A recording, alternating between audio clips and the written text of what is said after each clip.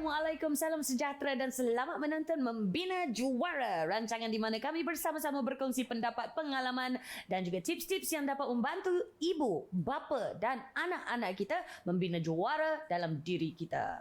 Jadi sebelum kita kemukakan topik untuk hari ini, saya Sharifah Alia nak ucapkan selamat datang dan terima kasih kerana bersama dengan kami kepada tetamu-tetamu online kita. Kita ada Aina dan juga Aisyah. Halo, Assalamualaikum. Cantik dua-dua hari ni. Okey, dan kita juga ada Rozana dan Alfie. Hai Rozana. Hai Alfie. How you doing? Okay, great. Okay, so hari ini kita ada topik yang sangat-sangat special sebenarnya. Kita akan bincangkan cabaran dan keistimewaan membina juara dalam diri remaja unik. Membina juara dalam diri remaja unik, iaitu sindrom Down, topik kita pada hari ini. Okey, apa itu sindrom Down atau Down syndrome lah? Ia adalah sebuah keadaan genetik yang berpunca daripada kromosom nombor 21 di dalam sel seorang kanak-kanak, dan biasanya kanak-kanak mempunyai hanya 2 kromosom nombor 21 ni. Tetapi dalam kanak-kanak sindrom Down mempunyai 3. Sindrom ini juga dikenali sebagai trisomy 21. I hope I'm pronouncing that right lah ya. Trisomy 21. Perkataan Down dalam sindrom Down ini diambil dari nama seorang doktor Inggeris bernama Dr. John Langdon Down. Dr. Down ni lah pakar yang pertama menggambarkan sindrom ini pada tahun 1866. Keadaan ini dapat dikenal pasti melalui beberapa faktor seperti ciri-ciri fizikal universal, perkembangan mental dan juga fizikal yang lewat. Kemerosotan kognitif antaranya lah. Okay? Dan setiap kanak-kanak akan menunjukkan ciri-ciri yang berbeza. So, sindrom Down merupakan keadaan kromosom yang paling kerap berlaku dan merupakan punca utama kelewatan perkembangan dan intelek di dunia. Di Malaysia, setiap 1 dalam 800 kanak-kanak dilahirkan bakal mempunyai sindrom Down. Buat masa ini, masih belum ada fakta yang kukuh yang dapat mengenal pasti apa sebenarnya yang menyebabkan sindrom Down ini. Mengikut kajian, risiko makin meningkat berdasarkan usia ibu. Itu antara faktor yang sering dibincangkan. Okay? Membesarkan anak unik ini memang mempunyai cabaran yang unik juga. Ini kan lagi remaja yang memerlukan fokus yang unik, keperluan yang unik. Jadi episod ini khususnya untuk ibu bapa pada anak-anak sindrom Down, bagaimana kita boleh bantu sediakan diri, prepare them untuk zaman remaja. Mungkin ada juga ibu bapa yang struggle sekarang ini ya dalam usaha menangani cabaran yang sangat unik ini. Jadi kami ni sebagai komuniti yang prihatin bagaimana kami dapat menyokong dan berikan galakan pada remaja unik kita dalam perjalanan hidup mereka. Itulah yang kita cuba memahami bersama-sama hari ini dalam Membina Juara. Okey? Panel khas kita pada hari ini, Puan Nora Aziz Abdul Rahman dari CRF Life Skills Care Center. Sangat berpengalaman dalam hal-hal berkenaan remaja unik. Assalamualaikum Puan Nora. Waalaikumsalam warahmatullahi wabarakatuh. Terima kasih kerana sudi bersama kami hari ini. Terima kasih menjemput saya. Okay, so Puan Nora adalah seorang, you run a life skills center for unique teenagers, okay? Betul. Termasuklah remaja-remaja yang mengalami sindrom Down. Betul. Kenapa, apa yang membuatkan Puan Nora ingin mulakan center ini, tubuhkan center ni? Sebenarnya sebelum saya tubuhkan center ni, saya dah buka childcare center. Okay. Saya buka childcare center pun sebab anak saya ada seorang anak lelaki yang sekarang dah berumur 14 tahun. Alright. Di mana dia merupakan special need children. Okay. Sekarang ni bila zaman dulu kita nak cari tempat pusat jagaan untuk anak-anak macam ni susah. Jadi suka tak suka kita sebagai ibu kan, kita nak beri orang lain jaga anak kita pun macam kepercayaan kita tu macam mana, adakah mereka cukup sabar, mereka sanggup, background mereka macam mana, sebab anak-anak macam ni kalau tak cukup kesabaran memang tak boleh manage. Jadi selepas tu bila dia meningkat remaja, definitely kita nak kena pergi kepada satu lagi fasa. Right. Fasa tersebut di mana dia nak akil balik, dia dah kena tahu do and don'ts, especially anak lelaki. Dia sangat mesra, especially dengan perempuan. I see. Okay. Ialah fitrah dia kan? Fitrah dia. Walaupun mereka tak dalam umur macam ni, dia belum ada sex desire ataupun dia belum ada, ialah dari segi perkara-perkara macam tu. Kita sebagai ibu, kita nak kena ada mentally preparation. Yes. Jadi bila saya dengan satu kawan, sebab dia pun ada anak, Cornelia de Lange syndrome. Wow. Tak berapa popular di Malaysia. Ramai orang tak tahu tentang Cornelia de Lange syndrome. Jadi saya dengan kawan saya ni kita bincang, tapi saya sebagai orang yang melaksanakan. Right. Dia nak letak anak dia saja di bawah asuhan saya. Faham. Kepercayaan tu. Ya, penting. Bila kita sama-sama ada anak istimewa, jadi kita saling support. Right. Sebab tanpa support system ni sebenarnya kita terkapai-kapai. Setuju. Sebab masyarakat kita terutamanya dalam Malaysia, kita masih belum terdedah. Bukan tak belum terdedah, Belum cukup. belum kuat. Belum betul. kuat menyokong antara satu sama lain. Faham. Tak macam autism. Autism sekarang awareness dia sangat hebat. Alhamdulillah. Cornelia de Lange syndrome tak ada. Macam anak saya Marcus Ganjow-Winking syndrome, langsung tak pernah dengar. Ya, saya terpaksa nak mengaku yang saya tak pernah dengar dua-dua sindrom ini. Lepas tu dia bukan sekadar ada Marcus Ganjow-Winking syndrome, dia ada disleksi, dia ada ADHD, dia ada autism.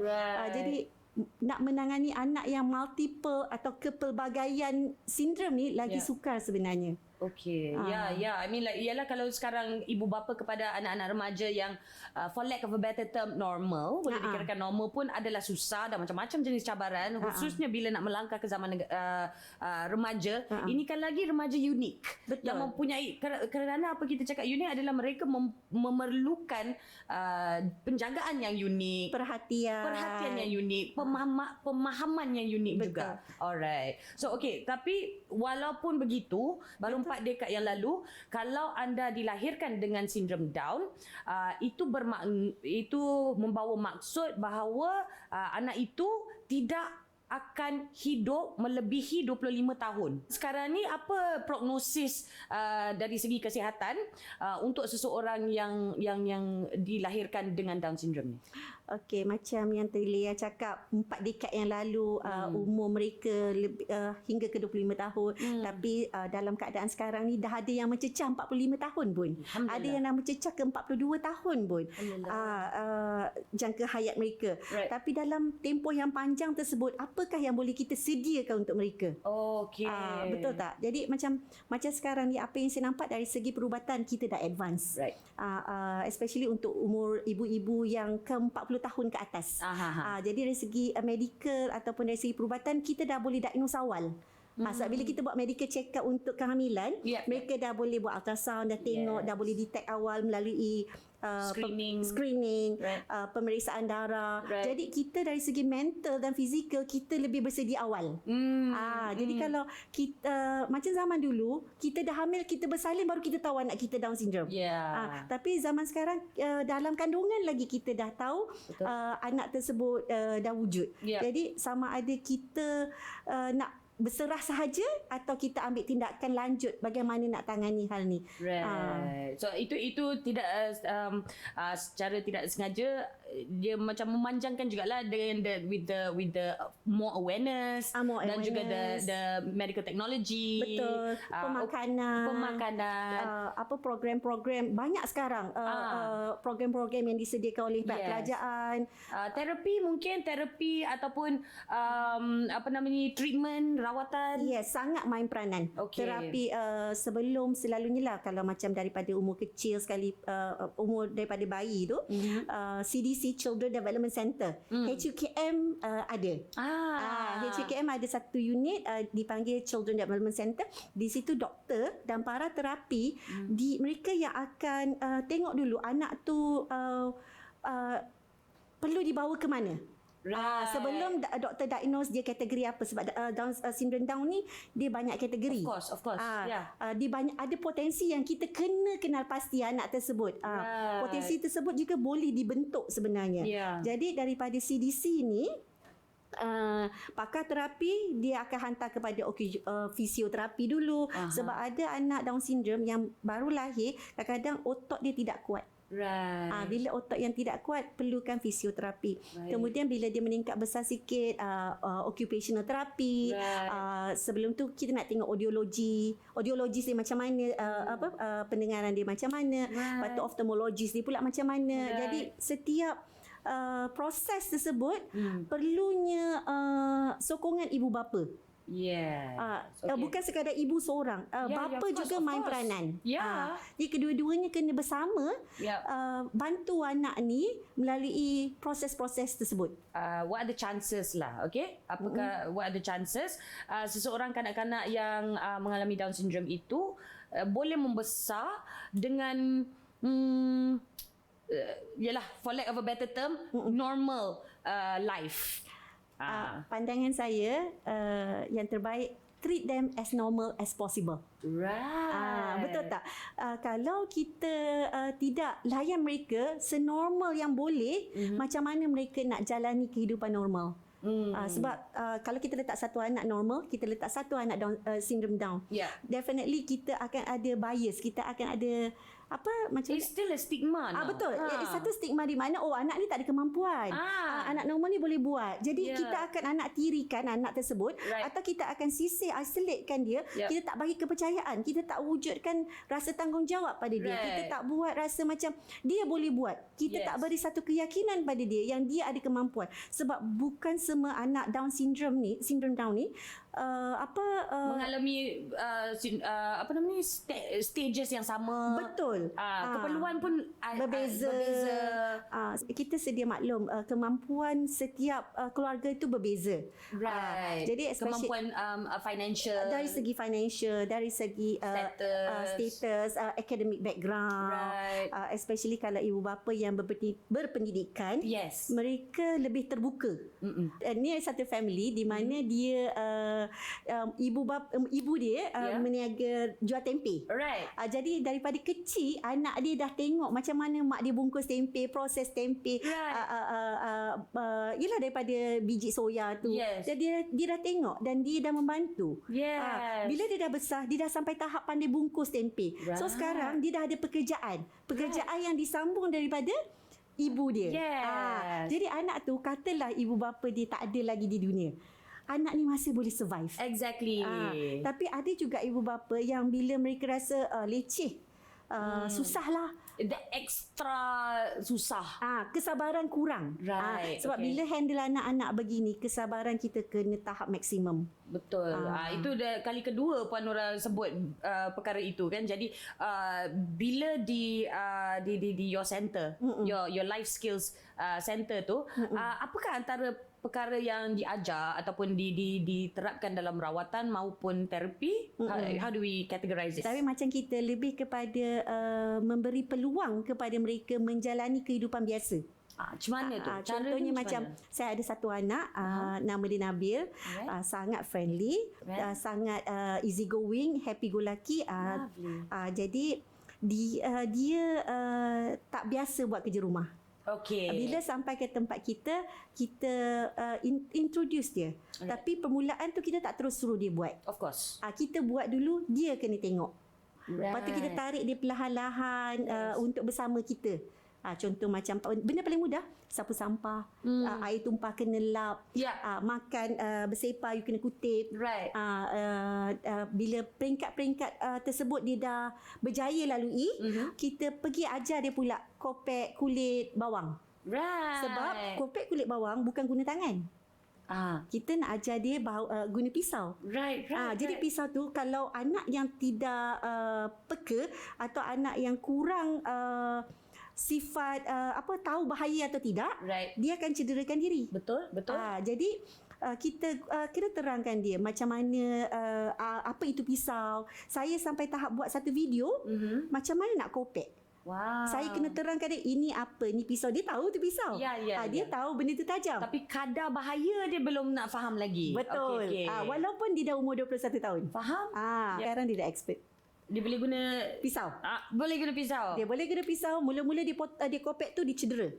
Bawang tu cedera. Bukan sekadar dia cedera, bawang tu cedera. Jadi bila kita sebut, you cut your finger, you cut your onion as well.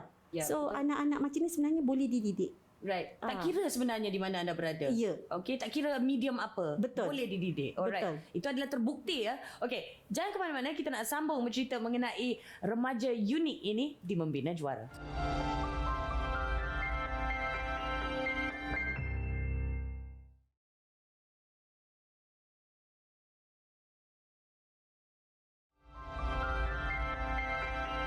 Selamat kembali menonton Membina Juara bersama saya Sharifah Alia. Kita juga ada Puan Nora Azzi Abdul Rahman dari CRF Life Skills Care Center membincangkan remaja unik sindrom Down. Jadi Puan Nora mungkin boleh kongsikan sedikitlah apa agaknya yang boleh dilakukan ibu bapa ataupun diamalkan ibu bapa yang dapat memberikan anak-anak yang mengalami sindrom Down ini masa depan yang lebih cerah ataupun potential for a brighter outcome, more productive future. Pertama, ibu bapa tu jangan bersikap denial atau menafikan hak anak tersebut. Right. Sebab anak tersebut mempunyai hak untuk dari segi pendidikan, dari segi early intervention, Right. dari segi bukan setakat pendidikan dengan early intervention saja, menjalani atau melalui kehidupan seperti anak-anak lain juga. Yeah. Di mana banyak sekolah kerajaan telah menubuhkan program pendidikan khas integrasi kanak-kanak berkeperluan khas. Okey. Jadi daripada awal lagi mereka dah boleh hantar, dah boleh daftarkan anak-anak ni ke sekolah-sekolah tersebut. Right. Sebelum daftarkan anak ke sekolah tersebut, mereka kena melalui fasa terapi. Right. Jadi macam anak sindrom Down ni, bila kita dah kenal awal, kita dah tahu awal, tak macam keunikan lain, Yes. kelainan upaya yang lain. ya, betul.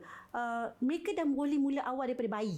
Right. Macam contoh sebab anak yang persediaan awal tu macam kuatkan dia punya fizikal, sebab selalunya anak sindrom Down ni fizikal dia kurang kuat. Right. Jadi Lewat sedikit dia punya perkembangan tu. betul. Right. Selain daripada itu boleh mengikuti program-program terapi.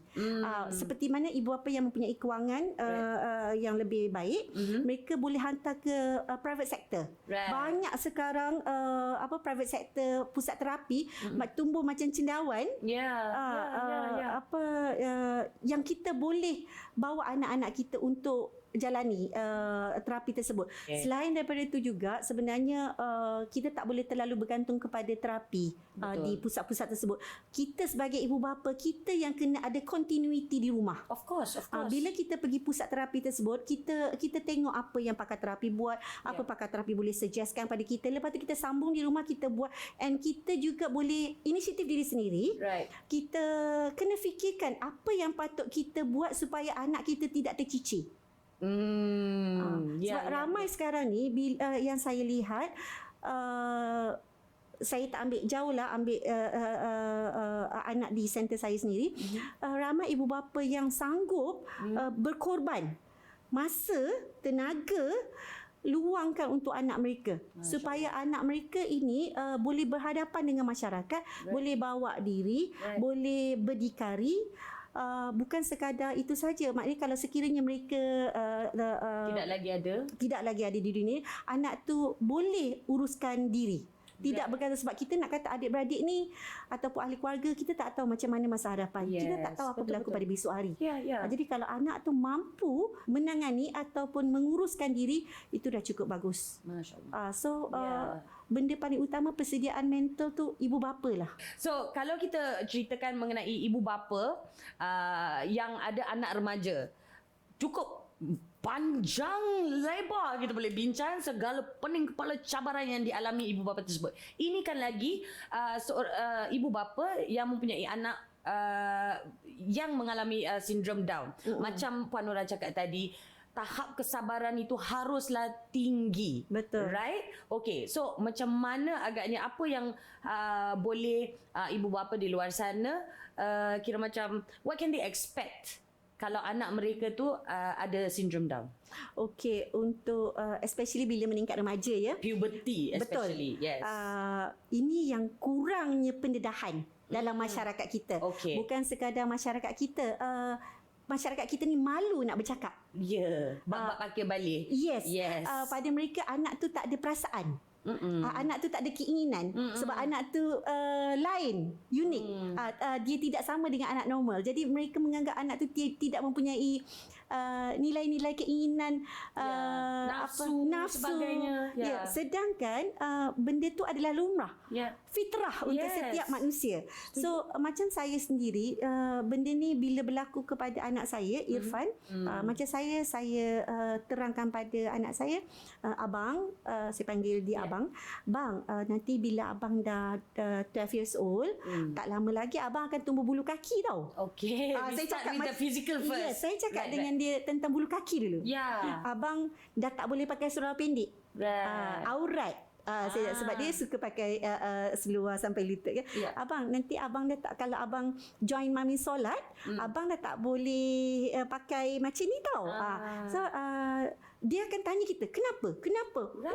Why not? Masya Allah, so inquisitive kan. Yes. Jadi lepas tu saya cakap dia tentang bulu di badan, supaya dia ada rasa malu. Saya bercakap dengan dia, abang, you dah tak boleh hug people ya. You dah nak besar, nanti tak lama lagi suara you pecah. Nanti you dengar suara you dah lain, tak sama dah. Itu anak lelaki. Tapi macam mana pula anak perempuan? Oh my goodness.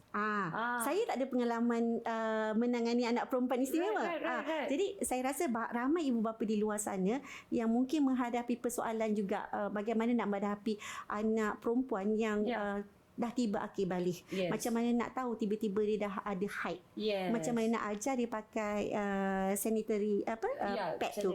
Macam mana nak pastikan bila proses tersebut berlaku, macam mana nak kawal perasaan dia.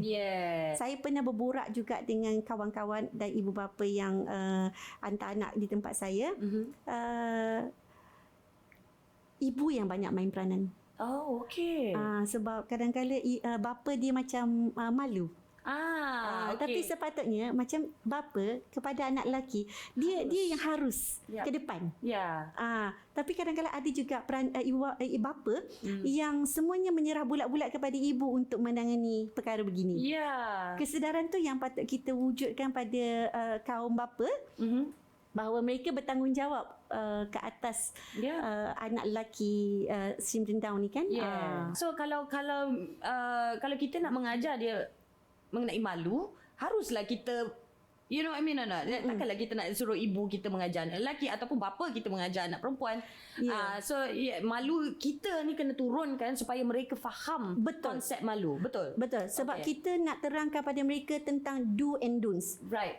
Benda yang boleh dengan benda yang tak boleh. Contohnya, benda anak Down syndrome Down ni, mereka sangat peramah. Sangat mesra, sangat senang very easy going, touchy feely. Betul. Mereka hugging person. Oh, my cousin gives the best hugs.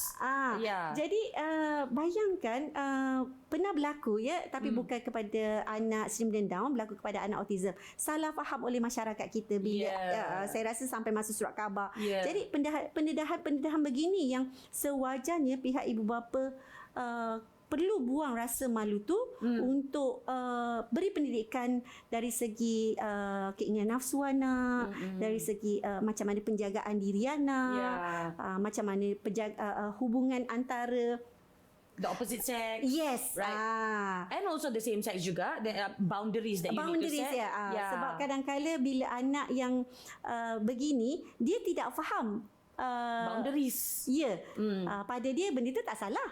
Adakah risiko nafsu yang tidak dipantau? Like contohnya kalau you don't control kalau kita tak luangkan masa dengan penuh sabar, explain the do's and the don'ts, adakah ia akan mengalami anak itu akan mengalami risiko penderaan seksual ataupun harassment, tapi walaupun dia tak sedar? Betul. Itu saya setuju sebab saya pernah berjumpa dengan satu orang ni di mana satu anak perempuan syndrome Down, dia telah dinafikan hak. Maksudnya dinafikan hak ni begini, orang normal mengambil kesempatan terhadap anak ni. Jadi berlakulah rogol. Okey. Anak tersebut mengandung tapi disimpan. Okey. Disimpan maksud dia tak bawa pergi hospital, dibiarkan anak tu mengandung sehingga bersalin. Kes ni saya jumpa 5 tahun yang lalu. Dan sayangnya kesilapan saya tak keep in touch dengan mereka. I see. Satu lagi yang berdasarkan kes tersebut, bila saya borak, anak tu bercakap dengan mak, tapi mak tak percaya. Jadi kepercayaan tu sebenarnya penting. Yeah. Kalau walaupun anak tu istimewa, bila anak tu bercerita, kita kena dengar. Yeah, of course. Yeah. Mungkin kadang-kadang mak ni rasa mustahil lah. Tak mungkin berlaku. Yeah. Tapi dia tak mustahil sebenarnya. Ya, dia sebenarnya kita berbalik kepada anak-anak ini tidak akan pandai menipu satu. Ya, betul. Ini kan lagi anak-anak yang unik di mana perkembangannya ada sedikit terlewat sedikit. So dia orang tak sampai pun tahap yang boleh menipu. Betul. Kan. So okey, faham. Oh ya Allah, takutnya bila dengar-dengar cerita-cerita macam ini, jadi saya sangat-sangat berharap dan berdoa agar ibu bapa di luar sana maupun remaja di luar sana yang punya adik-beradik ataupun ahli keluarga yang mengalami Down syndrome ini ataupun apa-apa saja special needs lah, okey. Tolonglah educate yourselves, okay? Educate the people around you in order to educate your child with special needs juga, insya-Allah. Ya, sebenarnya menakutkan. Ya. Bila kejadian begitu berlaku. Jadi macam mana agaknya kalau ibu bapa di luar sana yang boleh bantu dan menyokong anak mereka dan lindungi anak mereka. Betul. So waktu mereka mengalami proses penukaran, perubahan emosi, perubahan fizikal, akhir balik ni. Itu yang berbalik kepada persediaan. Yang topik awal kita cakap tadi kan.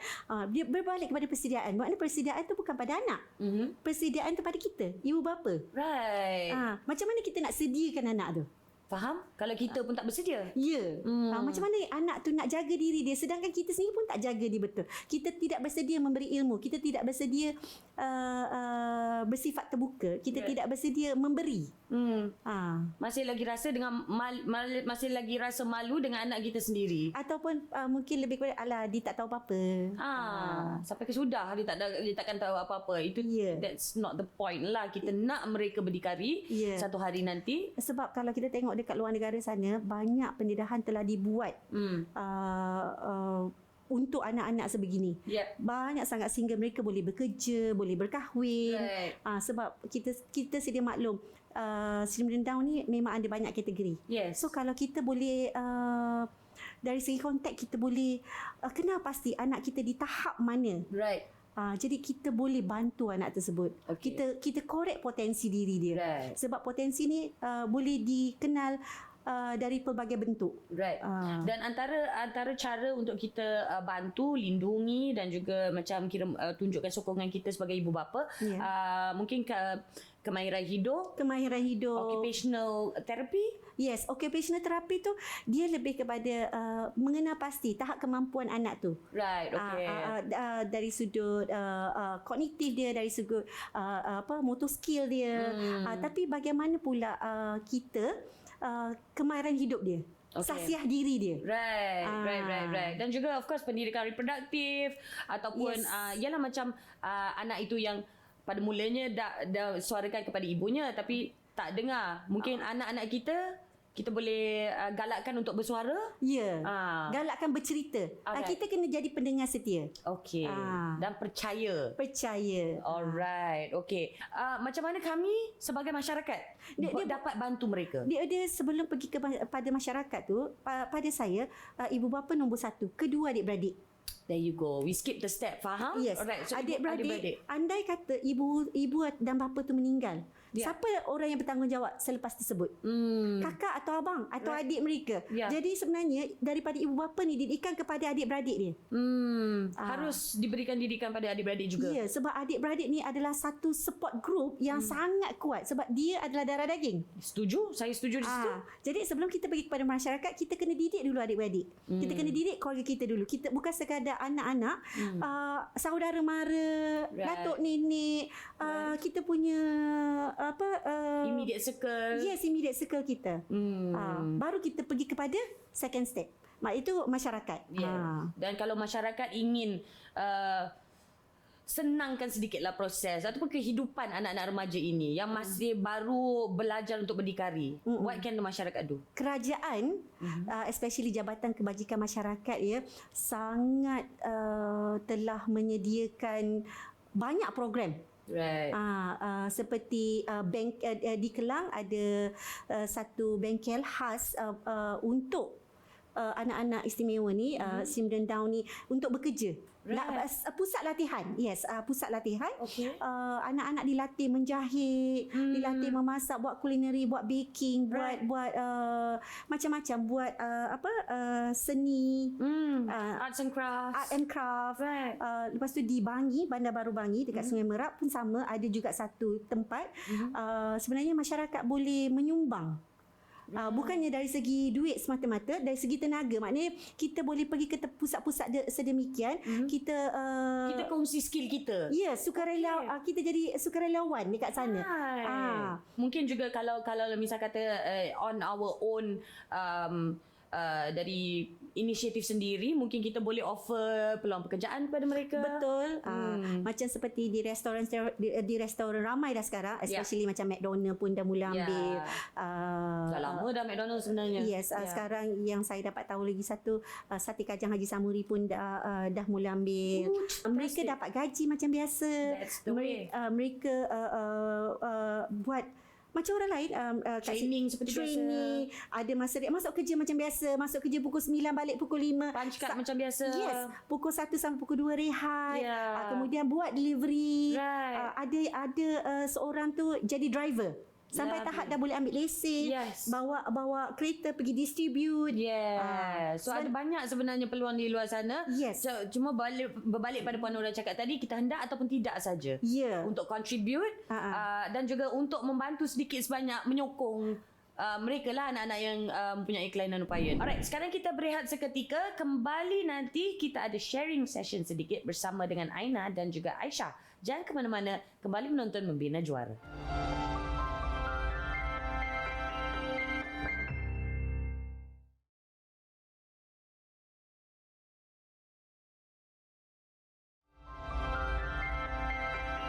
Selamat kembali menonton Membina Juara. Hari ini kita bincangkan remaja unik sindrom Down. Dan tetamu online kita hari ini, kita ada Aina dan juga Aisyah yang akan buat sedikit sharing session dengan kita. Hai Aina, hai Aisyah. Hai. Okeylah Aina, mungkin boleh kongsi sedikit lah macam mana agaknya pengalaman membesar dengan seorang adik yang mempunyai sindrom Down ni? Okey, pertama sekali cabaran lah daripada dia kecil. Menginjak ke alam remaja dan dewasa sekarang ni memang ada sedikit cabaran lah. Itulah kita kata tak ada cabaran kan. Tapi kiranya satu, kalau saya boleh kata miracle lah juga, keajaiban. Sebab Aisyah dia masa dia awal-awal dia lahir memang biru, blue baby. Dia kena duduk dekat dalam incubator. And dengan dekat IJN, and then dia ada jantung berlubang. So dia operate masa dia baby lagi. 10 hari dia dah operate, and then Aisyah, tapi Alhamdulillah lah dari segi kesihatan dia sekarang ni okey. Alhamdulillah. Masa remaja okey, tapi sekarang ni dia punya vision lah ada masalah penglihatan dia sedikit. I see. Tapi apa-apa pun walaupun ada banyak cabaran, tapi Aisyah ni dia mengajar kami erti kesabaran. Masya Allah. Macam Puan Nora mention tadi, kalau tak sabar memang you tak boleh nak handle anak istimewa ni lah. Right, betul. Dan saya difahamkan Aisyah merupakan anak bongsu daripada 5 adik-beradik, betul ke? Ya, betul. Dan semua perempuan?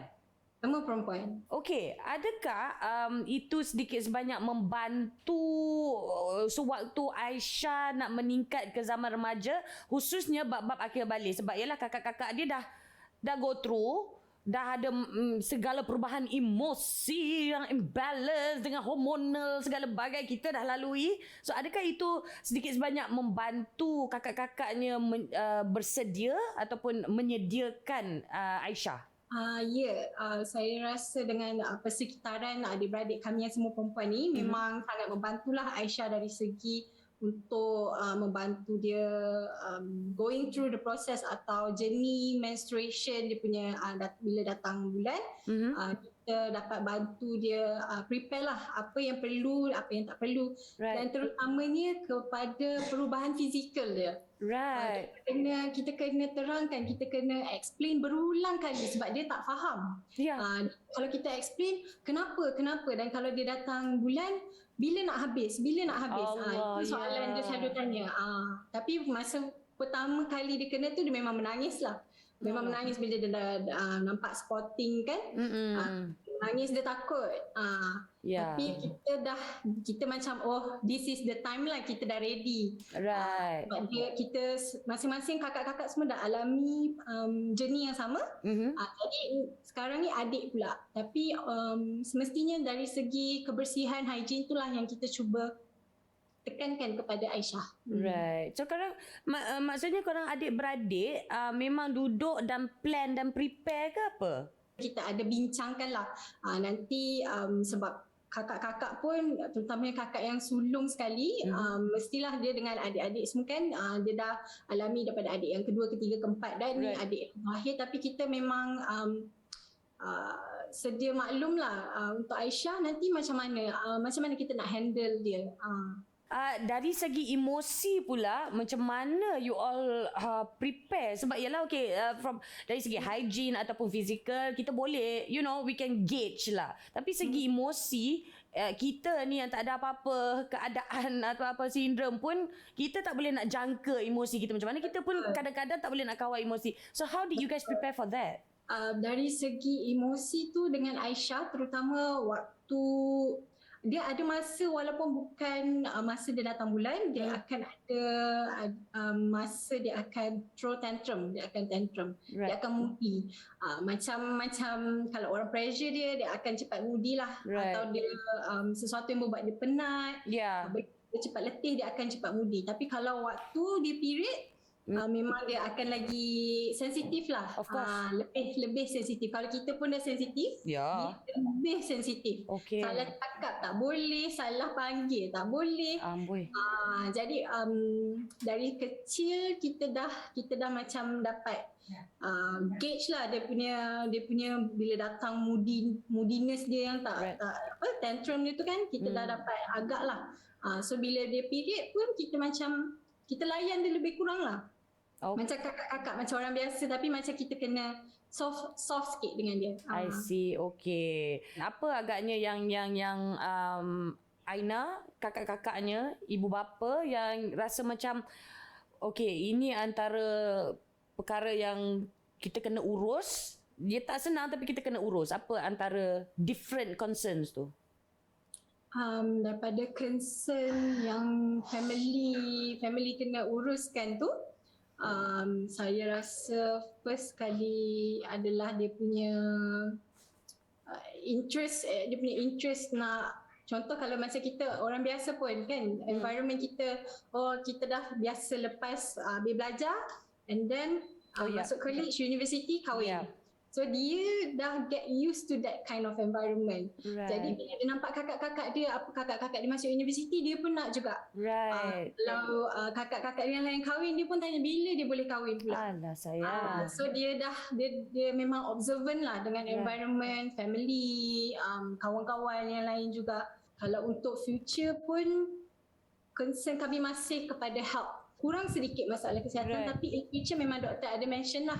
Semakin dia menginjak dewasa, dia punya health akan kesihatan dia akan berkurangan. Oh lah, she's so bored. I'm sorry, Aisyah. She's gonna hate me. I know. I'm sorry, Aisyah. Okay, but you look so pretty right now. Gorgeous. Yes. Okay. Jadi sekarang ni Aisyah dah 26 tahun. Betul lah. Kan?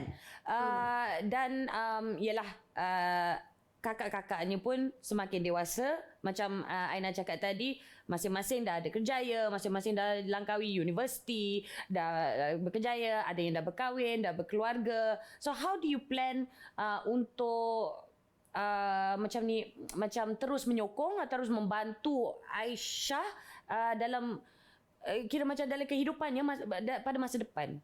Kalau dari segi dalam masa hadapan tu, kita in terms of financial, kita memang dah, parents dah plan lah. Kita ada savings, kita ada dana yang kita dah save untuk dia. Dia ada dana khas yang daripada government untuk kanak-kanak istimewa ni, dia adalah. Right. So financially dia okay. Right. Tapi mungkin untuk dia punya development dari segi knowledge, daripada knowledge tu mungkin dia perlu kita kena explore lagi lah. Alright. Sebab minat dia untuk sesuatu perkara adalah sangat short term. Right. Boleh fokus sekejap saja. Dia tak boleh fokus terlalu lama. Jadi kalau kita nak assign dia ke sekolah ataupun ke college, ke kelas-kelas pun kita tak tahu, sebab mostly kelas daripada 9 to 5. Right. Kelas daripada pagi sampai petang, dia cepat penat. Right. Jadi concern kami mungkin short classes kita boleh assign dia. Right. Untuk long classes mungkin kita akan consider lah. I see. So it's still a working process lah. Tak. Tak, yang dia pegang mic tu kan. You got sense of humor lah, girl. Okay, so apa antara harapan Harapan dunia. Aisyah, you are amazing. But really, I mean, from Aina, mewakili kakak-kakak you, adik-beradik you yang lain dan ibu bapa you, apa agaknya harapan Aina sekeluarga untuk Aisyah? Okay, harapan kami untuk Aisyah adalah dia dapat meneruskan kehidupan dia, sebab Aisyah memang dia independent. Right. Memang kita dah train dia untuk daily routine dia macam mana. Dia ada rutin yang kita panggil apa? Rutin yang tetap setiap hari. Yep. Tapi mungkin from time to time kami harap Aisyah boleh lebih proaktif lah. Kalau kita hantar dia ke sekolah atau classes, dia akan lebih minat untuk join semua tu, dan juga kesihatan dia lah. Kesihatan dia untuk lebih baik. Right. InsyaAllah kami doakan yang terbaik untuk Aisyah. Aisyah. Aisyah pula, apa harapan Aisyah untuk masa depan, Aisyah? Aisyah nak apa untuk masa depan, untuk future? Australia. Nak pergi Australia? Ui, bestnya. Nak sama belajar dekat Australia. Nak pergi Australia belajar ke nak kahwin orang Australia?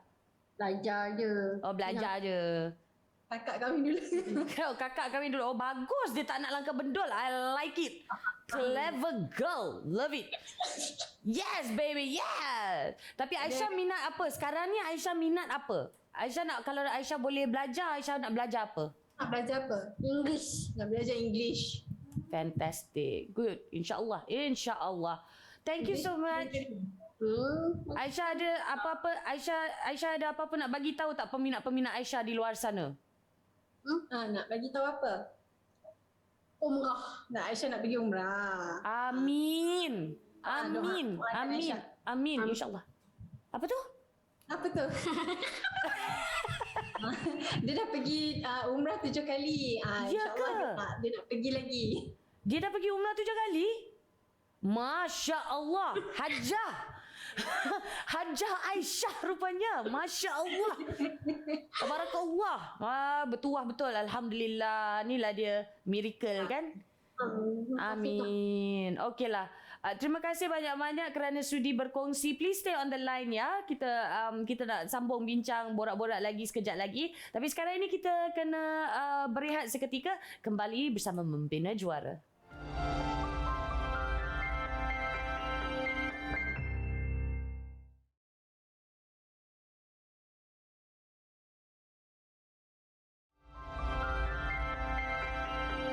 Selamat kembali menonton Membina Juara. Topik hari ini, remaja unik, Sindrom Down. Yes. Yes. Online sekarang ini kita ada tetamu ataupun penonton online kita, Puan Rozana dan juga anaknya Alfie. Ada soalan untuk kami semua di sini. Silakan Puan Rozana. Okey.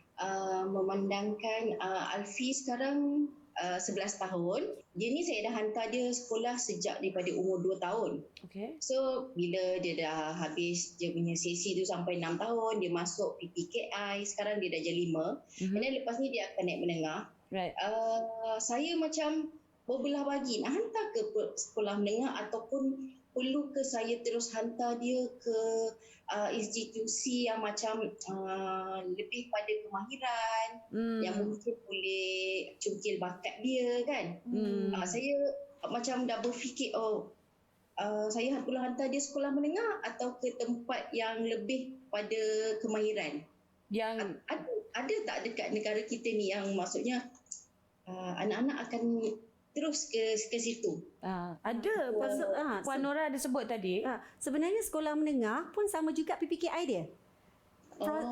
Jadi kalau bila kita hantar ke sekolah rendah PPKI tu, jadi bila mereka masuk ke sekolah menengah, proses yang sama berlaku. Mereka akan diajar kemahiran hidup, mereka diajar memasak, mereka dia akan dicenderungkan ke mana minat mereka.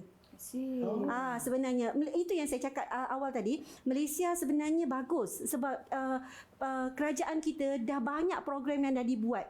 Dah bina sekolah-sekolah yang di sekolah perdana adanya satu unit untuk PPKI ni walaupun ke sekolah menengah. Macam contoh anak saya mula ke PPKI, kemudian saya hantar di international school.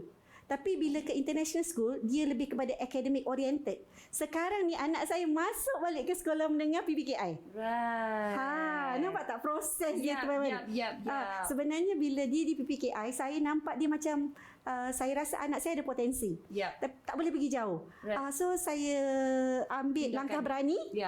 Pindahkan dia ke international school. Right. Dan di situ bagusnya international school ni dia socialize, dia mingle around dengan orang biasa. Right. Itu yang tadi saya cakap, treat them as normal as possible. Exactly. Tapi bila sampai satu umur macam sekarang dia 14 tahun, saya rasa dia tak boleh pergi sekolah biasa. Right. Kami patah balik ke PPKI. Kita masukkan dia ke sekolah menengah PPKI pula. I see. Jadi sebenarnya wajar pergi ke sekolah menengah tapi section PPKI. Kemudian kita boleh pergi kepada macam JKM, dia ada banyak tempat. Cuba kita kena pergi akses saja. Kita kena rajin bertanya. JKM takkan datang pada kita. Kita yang kena pergi pada mereka, tanya dekat mana tempat yang kita boleh bawa anak kita. Pusat kemahiran mana yang dekat dengan tempat kita. Macam saya tinggal di Kajang. Dia pusat kemahiran yang paling dekat di Sungai Merak. Bandar Baru Bangi. Bandar Baru Bangi. Right. So betul juga sebenarnya apa yang Puan Nora cakap adalah JKM kan Jabatan Kebajikan Masyarakat besar ya. Besar. Dia punya the realm of expertise di bawah JKM itu sangat-sangat besar. Jadi so memang harus kita cari-cari. But then Puan Nora sendiri cakap advocate for sekolah menengah PPKI. Kemudian satu lagi, kelemahan kita adalah kita ada satu stigma di mana bila pergi jabatan kerajaan ni lambat. Slow. Tapi sebenarnya dia bukan lambat. Kita yang tak nak kejar. Kita kena rajin. Kita rajin follow up, kita rajin push mereka. InsyaAllah sebab mereka nak entertain ramai, bukan kita saja. Jadi suka tak suka kena buat muka tak malu. Saya betul. Saya buat muka tak malu. Saya ke sana ke sini Hi, it's me again. Baiklah. Okey, kita dah sampai ke penghujung rancangan, tapi sebelum itu mungkin nak dapatkan sedikit tips lah, okey. Saya nak minta tips bukan saja daripada Puan Nora selaku ibu, tapi juga sebagai adik-beradik, sebab Puan Nora pun cakap first year ibu bapa, second year adik-beradik. So as ibu atau ibu bapa, tips ataupun pesanan pada masyarakat kita, sama ada mereka ada ataupun tidak anak remaja yang mengalami Down syndrome ni. Kepada masyarakat, jangan sisihkan anak ni. Mereka sebenarnya boleh menyumbang banyak benda untuk kita. Kita kena suka tak suka kena terbuka. Mereka terima mereka seadanya. Pada ibu bapa, Pada ibu bapa, jangan give up, jangan putus asa, jangan ada rasa sifat malas, jangan rasa anak tu ini saja tahap kemampuan dia. Tidak, anak tu you kena korek potensi dia. Right. Thank you Panora. That's Thank you. Very good tip actually. Dan Aina pula sebagai seorang kakak, mungkin boleh mewakililah adik-beradik fraction of this episode. Rasanya kalau untuk adik-beradik, kita kena cuba rapatkan diri dengan dia. Kita support lah apa dia nak buat. Kita kena tahu, kita kena keep engaged dengan dia macam mana. Nak tahu minat dia apa, sebab minat dia berubah-ubah ikut environment, ikut keadaan semasa juga. Kalau dulu dia suka, contoh kalau dulu dia suka Siti Nurhaliza, sekarang dah ada Blackpink, dia suka Blackpink. Galas. Jadi kita kena support dia apa yang dia minat, apa yang dia tak minat, dan keep macam Panora kata, keep it going lah. Teruskan usaha, bantu dia sebanyak mana yang boleh. Right. Supaya dia boleh berdikari satu hari nanti. Yes. Alright. Fantastic. Thank you so much Aina, and thank you so much Aisyah. Terima kasih banyak-banyak Aisyah, sangat menyabar dengan kita, dengan ni Barney warna biru dekat depan ni kan. Terima kasih banyak-banyak sekali lagi kepada Puan Rozana dan juga Alfie, dan pada Puan Nora. Terima kasih banyak-banyak. Diharapkan kita dapat sedikit sebanyak dapatlah juga iktibar dan juga pengajaran.